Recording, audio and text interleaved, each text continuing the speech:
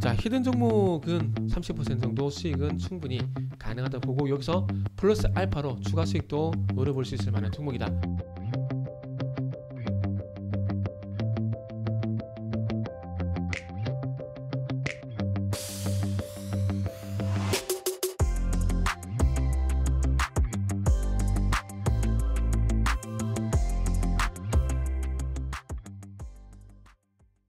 자, 반갑습니다. 알파프로 가족 여러분, 정태근 전문가입니다. 자, 오늘 코스피장이 상당히 좀 괜찮네요. 증시가 상당히 괜찮은데 이 분위기 잘 즐기시고요. 환율 1110원이 하향 돌파가 되는지만 보시라고 말씀드리면서 오늘 첫 번째 방송 종목은 대우건설입니다. 그리고 방송 말미에 또 히든 종목이 언제나 그렇듯 공개가 예정이 되어 있고요. 방송 끝까지 보시고요. 도움이 되셨거나 공부가 되신다라면은 좋아요 부탁드리도록 하겠습니다. 자, 오늘 대우건설 한번 시작을 해보도록 하겠습니다. 어제 급등이 있었고 오늘 1%가량 상승 흐름이 전개가 되고 있는데요. 그 민간 분양과 관련돼서는 GS건설 그리고 대우건설 보시면 될 것 같습니다. 아시다시피 아파트 브랜드 때문에 뭐 자이 프루지오 잘 아시죠? 그런 것들 때문에 GS건설과 대우건설을 볼 수밖에 없고요. 그리고 현재 민간 분양 작년에서 올해도 청약 불패 흥행 계속 지속이 될 것으로 보입니다. 지금 하남 쪽에, 하남이 아니죠. 저기 강동 쪽에 또 신규 분양 예정이 돼 있는데 한번 찾아보세요. 거기도 분양가에 책정은 안 됐지만은 또 예정이 되는데 뭐 하남 가밀단지 그리고 강동 쪽 같은 경우에도 지금 계속 흥행 불패가 지속이 되고 있기 때문에 계속해서 청약 시장은 뜨겁다라 봐야 될 것 같고요. 거기로 인해서 민간 분양을 진행을 하고 있는 대우건설 수혜가 예상이 되고 있습니다. 자, 그리고 대우건설 같은 경우에는 M&A 이슈가 있습니다. 지금 UAE 아부다비청 같은 경우도 인수전에 참여를 하게 되면서 이 M&A도 흥행을 달리지 않을까 그런 생각을 좀 하고 있고요. 오늘 또 지능기업 관련 종목들이 현재 강세를 보이고 있는데 급등을 하고 있습니다. 현재 그 효성중공업에서 지능기업에 대해서 이제 매각을 진행한다는 얘기가 나오게 되면서 일단 급등을 하고 있는 상황입니다. 그래서 전반적으로 건설업종 같은 경우에는 작년에 이어서 올해도 좋게 봐야 될 것 같습니다.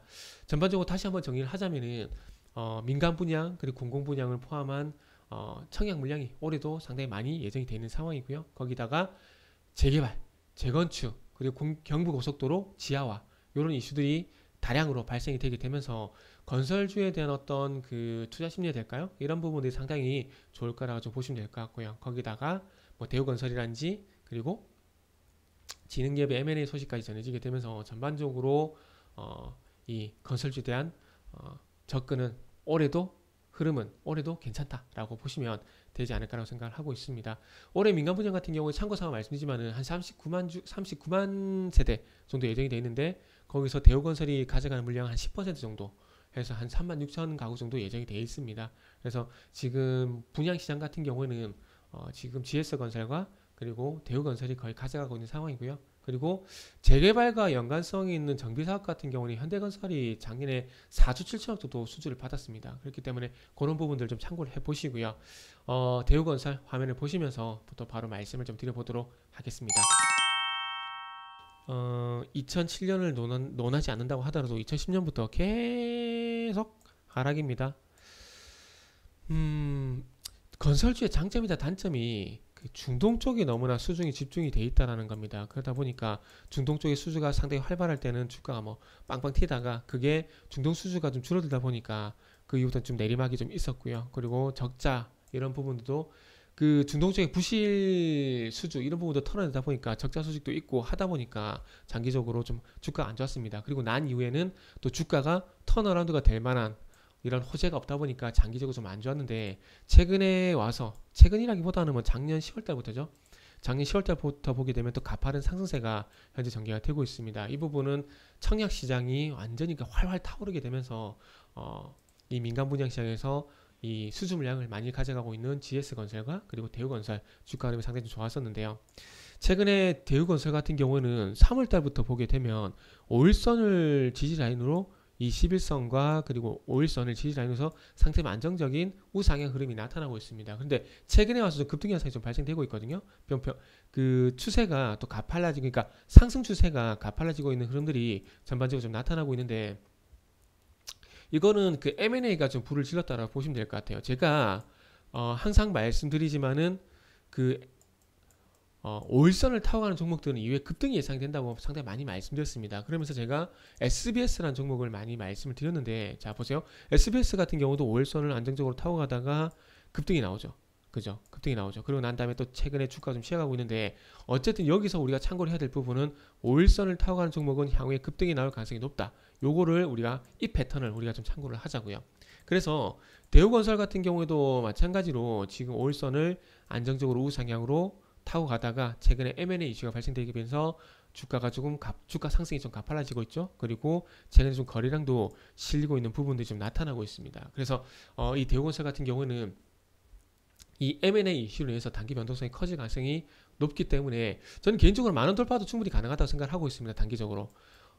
이 단기적으로 말씀을 드린 건 뭐냐면은 어쨌든 우상향은 지속이 될 것입니다. 우상향은 지속이 될 것인데 최근에 M&A 이슈가 발생이 되게 되면서 이 우상향 이슈 속에서 단기적으로 M&A 때문에 급등이 나오는 이런 현상이 나올 수 있다는 거죠. 그러면서 다시 추세로 회귀를 하고, 이 추세로 회귀를 하는 거는 셀트리온 헬스케어에서 지난번 방송 셀트리온 헬스케어에서 충분히 말씀드렸습니다. 그래서 그 부분을 한번 참고를 해보시고요. 그래서 대우건설도 이런 M&A 이슈 때문에 급등 현상이 나오다가 이렇게 다시 추세로 돌아가는 흐름이 나오게 되면서 다시 안정적인 우상향, 완만한 우상향이 예상이 된다라고 말씀드리고 싶습니다. 그래서 대우건설 같은 경우는 어쨌든 최근에 변동성이 커지고 있기 때문에 일단 만원 돌파, 단기의 만원 돌파를 한번 보시면 좋지 않을까라고 생각을 하고 있고요. 그리고 올해까지 부동산 시장에 대한 이슈가 계속 지속이 되게 된다라면은 지금 요 종목 같은 경우 한 3,000원대에서 지금 9,000원대 한 3배 정도 올라온 상황인데, 뭐 이 정도는 아니다고 하더라도 최소 저는 개인적으로 15,000원 돌파는 가능하지 않을까 생각을 좀 하고 있습니다. 15,000 부분까지는 좀 상승이 있지 않을까라고 생각을 하고 있기 때문에 일단은 15,000 장기적으로 보게 된다라면은 15,000원까지 볼 수가 있고요. 그리고 단기적으로 M&A 이슈를 보게 된다라면은 만원대까지 개인적으로 좀 볼 수 있을 것 같다라는 말씀을 좀 드릴 수가 있을 것 같습니다. 자, 히든 종목은 또 백신 이슈로 인해 가지고 해외 여행이 이제 가능해진 부분, 요것 때문에 일단 관심을 좀 가져야 되는데, 자 최근에 아시겠지만은 그 백신 접종으로 인해서 해외 여행객 증가에 대한 기대감이 좀 분명히 있습니다. 그러다 보니까 해외 장거리 노선 쪽으로 이제 특화가 된 대한항공을 좀 많이 말씀드리고 있는데, 최근에 사이판이란지 괌 같은 경우에는 백신을 맞게 되면은 자가격리가 면제가 됩니다. 그래서 그런 부분을 통해서 사이판과 그리고 괌 쪽에 노선이 신설된 항공주들은 볼 필요가 있다라는 거죠. 지금 대한항공만 유일하게 흑자가 좀 발생이 되고 있는데, 아마 해외 여행이 좀 재개가 된다라면은 아마 이 LCC 같은 경우도, 그러니까 대한항공을 제외한 다른 항공사들 같은 경우도, 저가항공 같은 경우도 개인적으로 주가 상승이 좀 가능하지 않을까, 흑자로 가지 않을까라는 말씀 드려보고 싶고요. 그래서 요 종목 같은 경우도 이제 흑자가 예상이 된다라는 말씀을 좀 드려보고 싶습니다. 자, 그 차트적인 흐름을 좀 보게 되면은 전고 좀 돌파를 하게 되면서 신고가가 나오는 종목이에요. 상승 출발은 작년 12월 달부터 시작이 됐고 1차 상승이 나오고 난 이후에 단기 조정이 나오고 다시 한번 21선을 회복시키게 되면서 다시 21선을 지지를 받고 최근에 전고점 25,000원을 돌파를 하게 되면서 신고가가 나오고 있는 종목들, 이 신고가가 나온 종목들은 무조건 따라잡아야 된다라는 말씀을 좀 드려보고 싶고요. 그러면서 이제는 다음 가격대를 보게 된다라면은 32,000원대 한번 볼 수 있을 것 같아요. 32,000원대까지. 그러면 32,000원대까지 보게 된다라면은 한 7,000원 정도 보게 되면 30% 정도 수익은 충분히 가능하다 보고, 여기서 플러스 알파로 추가 수익도 노려볼 수 있을 만한 종목이다 라는 말씀을 드리면서 오늘 히든 종목 마지막으로 좀 말씀 좀 드리도록 하겠습니다. 현재 0.9%가량 뭐 상승 눌림목입니다. 어저께 지금 요 종목 같은 경우에 어제 주가가 한 9%, 7%가량 급등이 있었기 때문에 오늘 한 1%가량 현재 상승 흐름이 유지가 되고 있다라고 좀 보시면 될 것 같습니다. 자, 오늘 첫 번째 방송에서는 대우건설과 그리고 히든 종목 말씀을 드리면서 마무리를 하도록 하겠습니다.